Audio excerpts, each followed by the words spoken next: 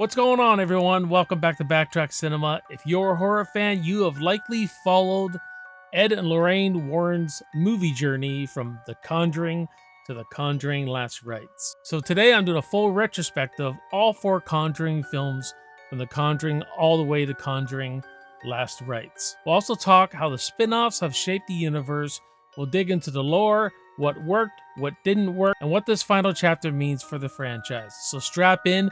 It's going to be a spooky ride, guys. The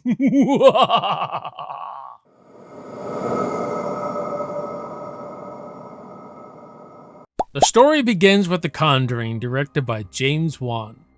It introduces us to the Warrens. Ed, a demonologist, and Lorraine, a clairvoyant, called to investigate the Perron family's haunting in rural Rhode Island. Well, rancid smells could indicate some type of demonic activity. This film set the tone, a blend of supernatural horror, the idea that ghosts and demons aren't just set dressing, but reflections of trauma, guilt, and faith. The atmosphere is heavy here, slow build-ups, effective jump scares, strong performances, especially Vera Farmiga's Lorraine, who carries much of the emotional core. You said that God brought us together for a reason, right? I'm pretty sure it's not to write a book. It was a critical success and commercially strong, and it laid the foundation. Haunted houses, creepy artifacts, the idea of a supernatural museum, temptation versus belief. It made the Warrens household names in horror cinema. God damn it, stop it! Understand this? We are now fighting for her soul! What makes the first Conjuring film work so much, guys, is the restraint and the patience James Wan has. He doesn't overload it with monsters and cheap jump scares.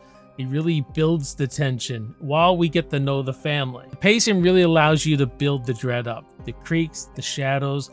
This movie is not chasing scares. They let the world be scary, and that's what works. No! It talked to me! It said that it wants my family dead. Then came The Conjuring 2 in 2016.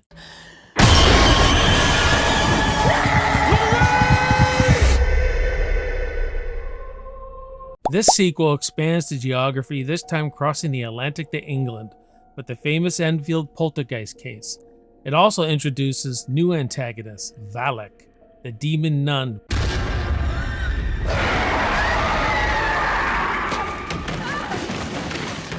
The film escalates, more ghostly activity, more visual effects, more variety and scares. It can get a bit sensational near the end, but there are definitely family dynamics again, but also more intersections between the real world and supernatural investigations. Lorraine's visions, Ed's disbelief, or rational skepticism, they're all pushed further.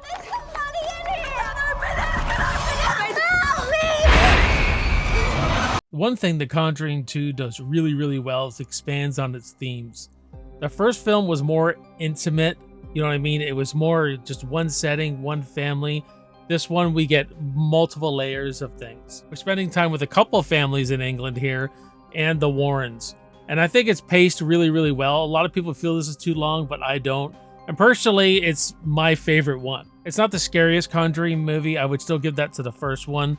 But the way they shoot, James Wan shoots Valak in here, the nun, they introduce the nun at the Amityville house at the beginning, everything like that. There's still a lot of scary stuff here. Maybe not as intimate, but it really enriches the mythology. And really what The Conjuring 2 is for me, this is a love story masked as a horror film. If I can't help falling in love with you. It's fantastic. It's heartfelt. Just that love story between Ed and Lorraine Warren. And I just like the family more here too. I like the characters more. I'm more invested in them. We know who they are. Whereas as much as I love that first film, there are times where I don't really know all the sisters and everything. You don't really get to know them as much as you get to know this family, I feel. At the end of the day, it deepens this world and it's compelling. Oh my god! No! Someone get it out! Next is The Conjuring, The Devil Made Me Do It from 2021.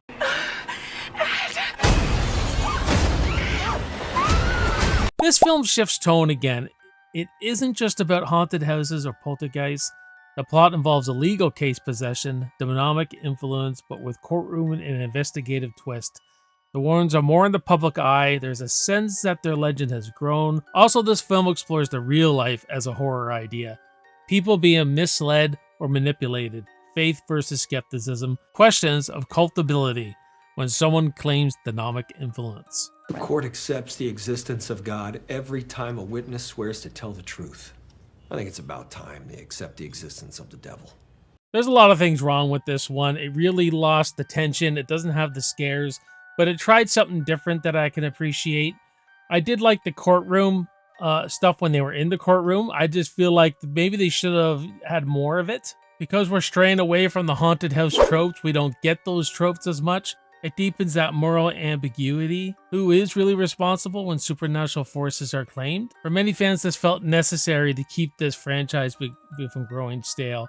I did like the villain, how this villain placed a curse and she was a witch and she was the daughter of this priest. That I thought that was kind of compelling. I don't think this movie's as bad as people make it out to be. I don't find it awful. Like, it's around a 3.5-star film for me. But, you know, it did have issues, but there was some compelling stuff. It almost feels like an episode of a cop drama who hires these paranormal investigators, so to speak. But still, not a bad one. God has shown you to me. And your God has damned you. And now we arrive at The Conjuring Last Rites, directed by Michael Chavez, written by Ian Goldberg, Richard Nain, and David Leslie Johnson McGoldrick.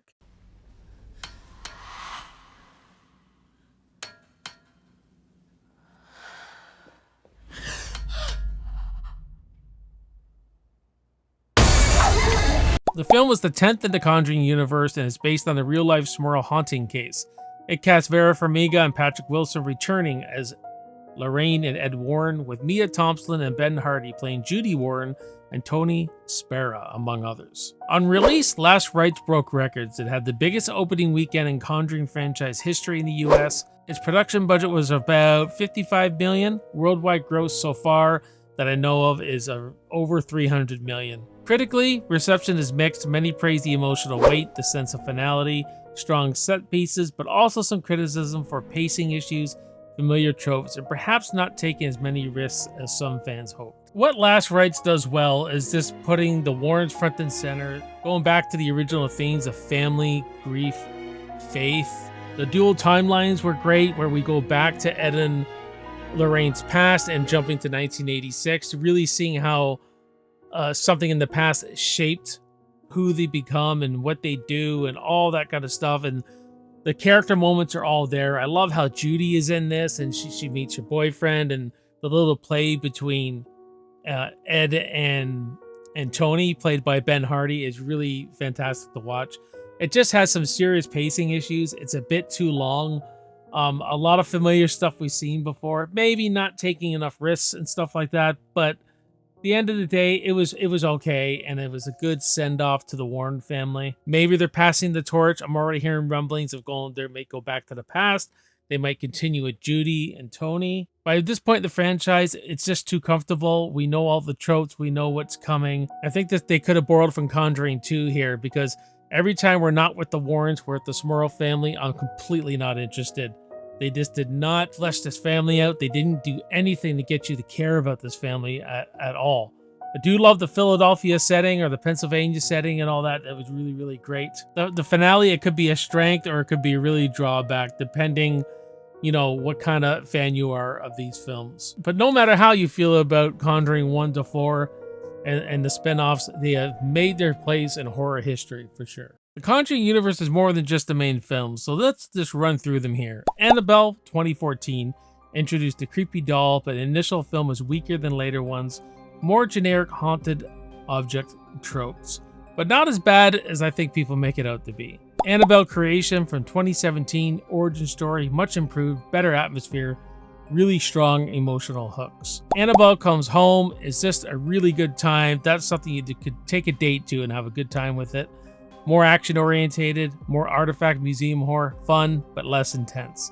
The Nun and Nun 2, exploring Valak, the demon nun. These build lore and backstory, though some critics argue they lean too much on jump scares and shock rather than tension. The Curse of La Llorona, less directly connected, more of a side story, mixed reception, sometimes viewed as a filler, still contributes to universe, mood, and tone. What the spin-offs have done well is expand the mythology. Valak, the artifact room, haunted items, a sense that the Warrens aren't working alone or detached from other cases. They also let the franchise explore different styles, house horror, folk horror, origin stories, ghost stories, etc. However, the spin-offs are just uneven. Some feel like they do have some natural storytelling, others feel like they're just trying to sell a brand or to sell another movie. Across the 4 main Conjuring films, there are recurring themes. Faith versus fear, Lorraine's visions, a faith crisis, belief that evil is real versus other skepticism. Family and legacy, the parents, the Warren themselves, Judy, Tony Spera, passing burdens, trauma of what you see and what you believe. Using based on real events as more than marketing cases, settings, supposed documentation gives a sense of authenticity that heightens horror. Supernatural versus moral horror. More than just ghosts, they explore guilt, responsibility, and grief. Dad, this is as close to hell as I ever want to get.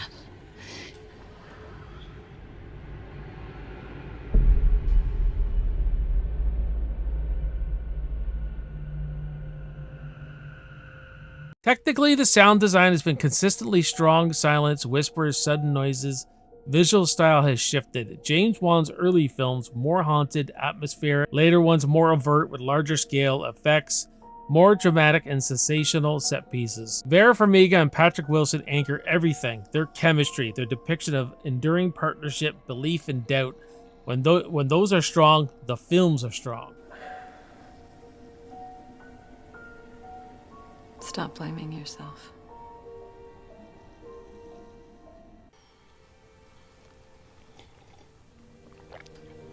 No sugar. Be right back. So what does The Last Rites represent? Well, it's clearly the final chapter, saying goodbye to the Warrens, but we know it's not the final chapter, guys. There's going to be more, whether it's going to be prequels, something in the future. I hope we can get back to more of building tension, making it really scary, but always keeping those themes of family and faith and grief and all the good stuff that these Conjuring films have. So in the end, the Conjuring universe grew from this small, ghostly story starting with the first one and grew into a huge supernatural universe. It grew spin-offs, mythology, several antagonists, but with a really strong emotional core. And Last Rites aimed to close the chapter, and they did it with a lot of respect and ambition. But I want to hear from you.